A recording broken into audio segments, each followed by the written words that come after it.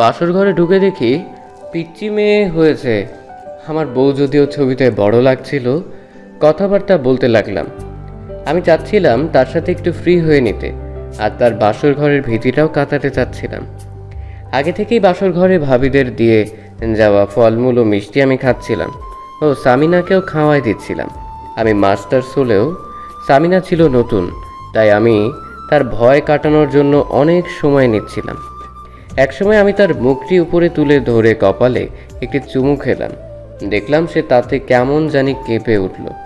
তখন আমি তার হাতটা ধরে আস্তে আস্তে চাপতে লাগলাম, তাকে বিয়ের পরের বিষয়টা কি বোঝাতে লাগলাম। একসময় জিজ্ঞেস করলাম, বিয়ের রাতে নতুন বউ জামাই কী করে, সে ব্যাপারে তার বাসার কেউ মানে নানি বা ভাবি যা বান্ধবীদের কাছ থেকে কোনো ধারণা পেয়েছে কিনা।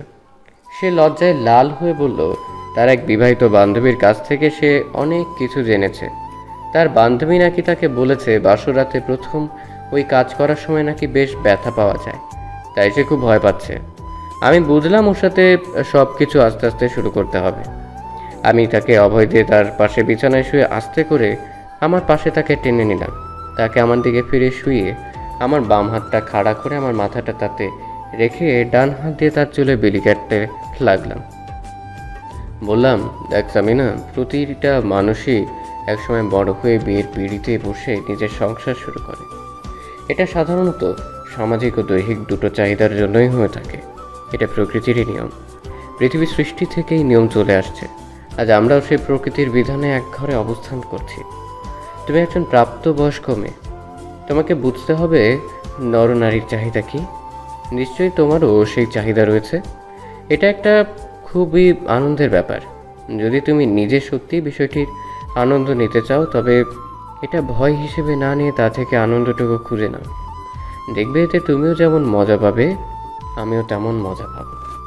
তাকে আমি এসব বলছিলাম আর তার হাতে কপালে গালে আমার হাত দিয়ে আদর করে দিচ্ছিলাম। এতে দেখলাম তার জড়তাটুকু আস্তে আস্তে কমে আসছিল। সে তখন আমাকে বলল, আমার এই বিষয়টি সম্পর্কে ধারণা থাকলেও খুব ভয় করছে। আমি বললাম, ভয়ের কিছু নেই, তুমি শুধু আমার কাজে রেসপন্স করো, দেখবে সব কিছুই স্বাভাবিক হয়ে যাবে। বলে আমি তার কপালে একটা চুমু দিয়ে আস্তে আস্তে তার দুই চোখে গালে থুতনিতে চুমু দিতে লাগলাম। আমি তখনও তার চুলে আমার হাত দিয়ে বিড়ি দিয়ে দিচ্ছিলাম। এবার আমি তার দুই গালে হাত দিয়ে ধরে তার লাল লিপস্টিক দেওয়া ঠোঁটে আমার মুখ নামিয়ে এনে প্রথমে আস্তে আস্তে ও পরে বেশ গাঢ় করে চুমু দিতে লাগলাম। এবার দেখলাম সে যথেষ্ট স্বাভাবিক। আমি তাকে চুমু দিতে দিতে বললাম, কি সামিনা, তুমি আমাকে চুমু দেবে না? কেউ কিছু গিফট করলে তাকেও প্রতিদানে কিছু দিতে হয়। সে তখন কিছু না বলে তার দুই হাত দিয়ে আমার মাথাটা শক্তভাবে জড়িয়ে ধরে আমার ঠোঁটে একটা লম্বা চুমু দিল। প্রতিদানে আমিও তাকে জড়িয়ে ধরে শক্ত করে চুমু দিতে লাগলাম। এবার চুমাচুমির পর আমি আস্তে আস্তে আমার ডান হাতটা তার শাড়ির ফাঁক গলিয়ে তার পেটে রাখলাম। মনে হলো সামিনা একটু কেঁপে উঠল। আমি আমার হাতের আঙ্গুলের মাথা দিয়ে হালকা করে সামিনার পেটে আঙ্গুলি করতে লাগলাম এবং সামিনার গলা, ঘাড়ে চুমু আর গরম নিঃশ্বাস ফেলতে লাগলাম।